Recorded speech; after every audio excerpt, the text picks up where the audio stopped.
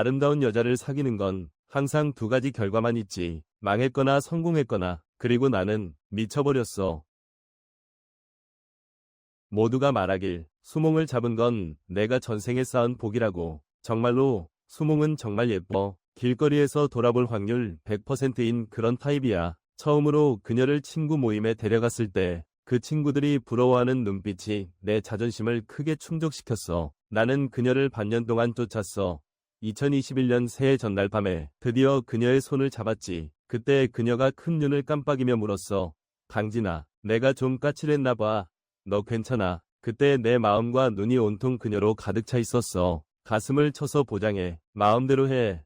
나는 너를 평생 아껴줄게. 사귀기 시작한 지 얼마 안 된 겨울밤 11시. 그녀가 갑자기 메시지를 보내서 유명한 군밤을 먹고 싶다고 해. 나는 두말 없이 찬바람을 맞으며 줄 서서 사서 그녀의 아래층에 가져다 줬어. 그녀가 따뜻한 밤을 쥐고 손을 녹이며 나를 귀엽게 꾸짖었어. 바보야, 바보야. 이렇게 추운데 진짜 사러 가.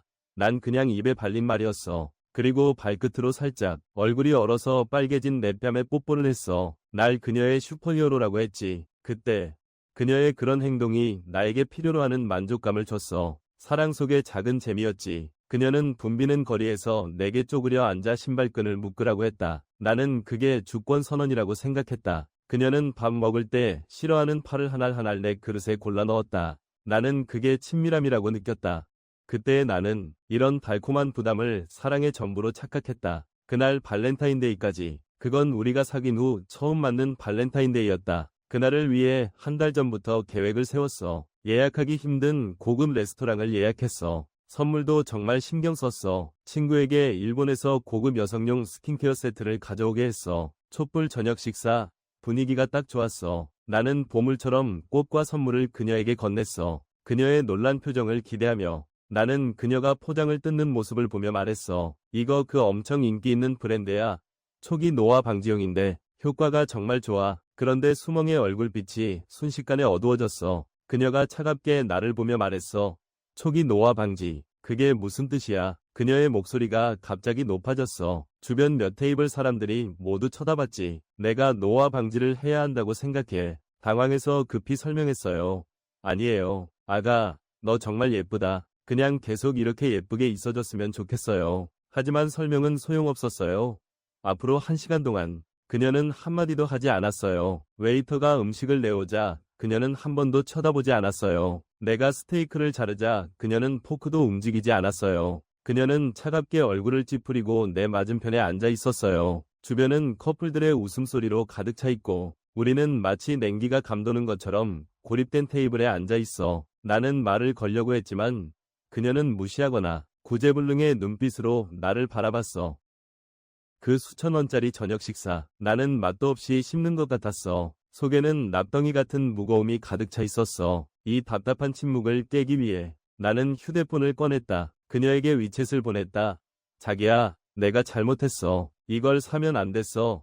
내가 생각이 짧았어. 그녀에게 5200위안을 보냈다. 휴대폰 알림 소리를 듣고 그녀가 드디어 반응했다. 화면을 흘끗 쳐다봤다. 그리고 담담하게 말했다. 네가 돈으로 다 해결된다고 생각해. 내가 신경 쓰는 건 내 태도야. 네, 맞아요. 제 잘못이에요. 또 1314 송금을 했어요. 그날 밤 나는 그녀에게 고기를 썰면서 계속 사과했어요. 휴대폰에 송금 기록이 여러 번 떠 있었어요. 그녀는 겨우 포크를 들어 차갑게 식은 스테이크 한 입을 먹었어요. 그때 나는 내가 너무 직설적이어서 미녀의 금기를 건드린 줄 알았어요. 하지만 그 뒤로 생활 속에 스며든 것은 개인 공간에 대한 전면적인 침해입니다. 저는 프로그래머로 평소에 업무 스트레스가 매우 큽니다. 머리가 항상 긴장 상태입니다. 퇴근 후 집에 가면 정말로 나만의 공간이 조금이라도 있기를 바랍니다. 저는 게임을 하면서 스트레스를 푸는데 익숙합니다. 그것이 저의 작은 세계입니다. 그 세계에서는 누가 무슨 생각을 하는지 추측할 필요가 없었어. 그날 나는 큰 프로젝트를 막 끝냈어. 일주일 내내 야근했거든. 몸과 마음이 지쳐 있었어. 집에 돌아와서 나는 수몽에게 말했어. 자기야, 잠깐 게임하면서 좀 쉬고 싶어. 머리가 너무 피곤해. 컴퓨터를 켜고 막 헤드폰을 썼어. 수몽이 들어왔어. 그녀는 손에 깎은 과일 한 접시를 들고 있었어. 내 책상 위에 놓았어. 그리고 내 이어폰 선을 뽑아냈어. 내 팔을 잡고 말했어. 그만하고 나랑 연애 예능 보자. 이번 편은 정말 보고 싶었어. 너랑 함께 보기를 기다리고 있었어. 나는 깊이 숨을 들이쉬고 최대한 부드럽고 상냥하게 말했다. 잘 들어. 먼저 네가 봐. 오늘은 정말로 머리 굴리고 싶지 않아. 그냥 게임에서 풀고 싶어. 한 시간만 허락해줄래? 수몽의 얼굴이 바로 찌푸려졌다. 강진, 무슨 뜻이야? 과일 잘라 놓았으니 기다려줄게. 너는 컴퓨터 앞에 있는 게 나와 함께 있는 것보다 낫니? 이게 네가 말하는 사랑이야. 나는 어쩔 수 없이 설명했다. 이건 너를 사랑하느냐와는 상관없어. 나도 개인적인 공간이 필요해. 그녀는 소리쳤다.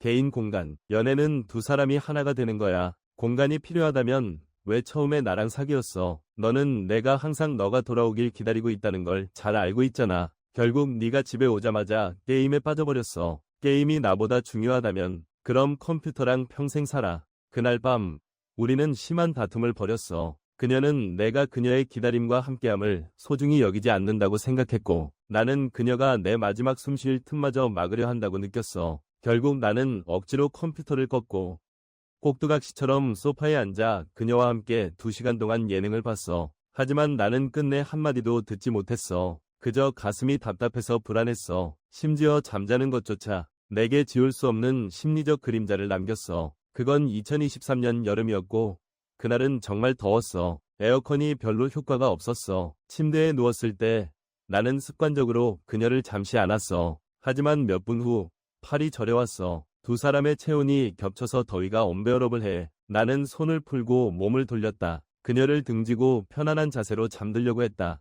왜 나한테 등을 돌리고 있어? 뒤에서 차가운 목소리가 들려왔다. 나는 흐릿하게 말했다. 너무 더워. 그리고 손이 저려. 너도 일찍 자.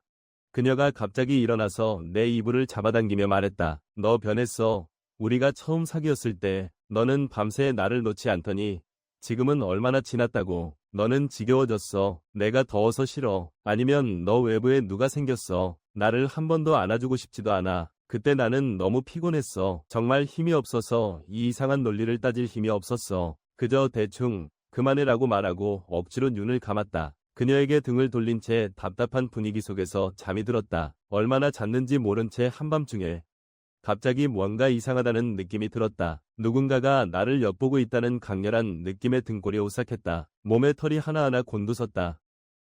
나는 갑자기 벌떡 깼다. 무의식적으로 몸을 돌려 그녀를 안으려 했다. 손을 옆으로 더듬어 보니 텅 비어 있었다. 눈을 뜨자마자 혼이 날아갈 뻔했다. 수몽이 옆에 잠들어 있지 않았다. 이 캄캄하고 고요한 깊은 밤에 그녀는 하얀 잠옷을 입고 머리를 풀어헤친 채 침대 옆에 서 있었다. 그녀는 그렇게 꼿꼿이 서 있었다. 빛을 등지고 있었기 때문에 나는 그녀의 표정을 잘 볼 수 없었다. 그저 그녀가 고개를 숙이고 있다는 것만 느껴졌다. 침대에 누워있는 나를 뚫어져라 쳐다보고 있었다. 나는 깜짝 놀라 벌떡 일어났다. 땀을 뻘뻘 흘리며 너 뭐 하는 거야? 한밤중에 잠도 안 자고 여기서 뭐 하는 거야? 방 안은 무섭도록 조용했고 몇 초가 지나 그녀의 희미한 목소리가 흘러나왔다. 나는 네가 돌아서기를 기다리고 있어. 그냥 보고 싶었어. 너가 도대체 언제 나를 안아줄지.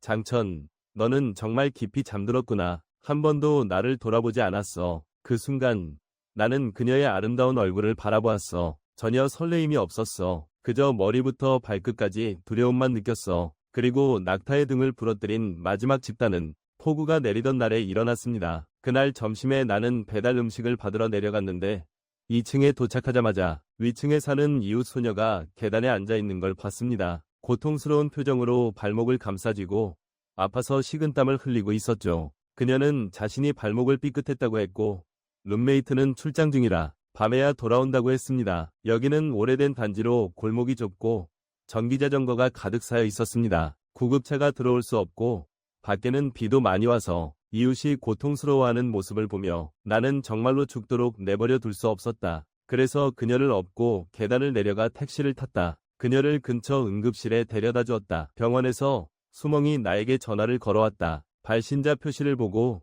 나는 순간 망설였다. 내가 여자 이웃을 업고 병원에 왔다고 말하면 그녀의 논리대로라면 분명히 난리가 날 거야. 일을 만들기보단 안 만드는 게 낫지. 내가 전화를 받고 거짓말했어. 배달원이 중간에 차가 고장났다고, 내가 직접 가지러 갔다고, 편의점에 들러서 이것저것 샀다고. 그날 집에 돌아왔을 때 그녀가 의심하지 않는 걸 봤어. 이 일이 완벽하게 지나갔다고 생각했어. 하지만 3일 후, 그때 우리는 거실에서 TV를 보고 있었고 초인종이 울렸어. 나는 아무런 경계 없이 문을 열었어. 문 밖에는 바로 그 이후 소녀가 서 있었어. 그녀는 지팡이에 기대어 문 앞에 서 있었고 발에는 두툼한 붕대가 감겨 있었어. 손에는 정교한 수제 쿠키 한 상자를 들고 있었어. 환하게 웃으며 그녀가 말했다.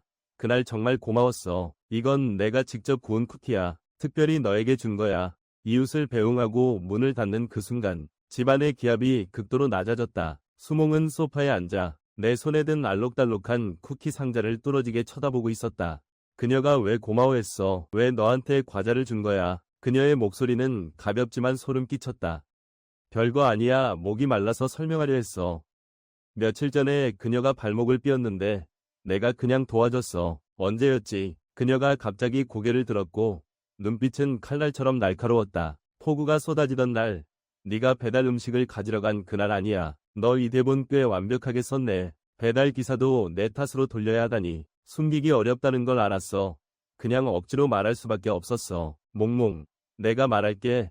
그때 상황이 급했어. 그녀의 룸메이트가 집에 없었고 구급차도 오래된 동네에 들어올 수 없었어. 그녀가 아파서 얼굴이 벌개졌던 걸 봤어.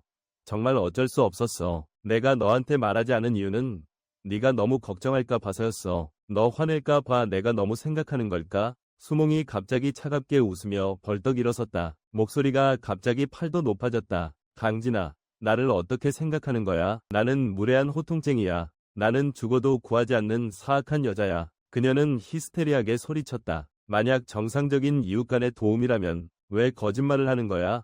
이건 마음속에 귀신이 없다는 거 아니야. 이건 은밀히 숨기려는 게 아니야.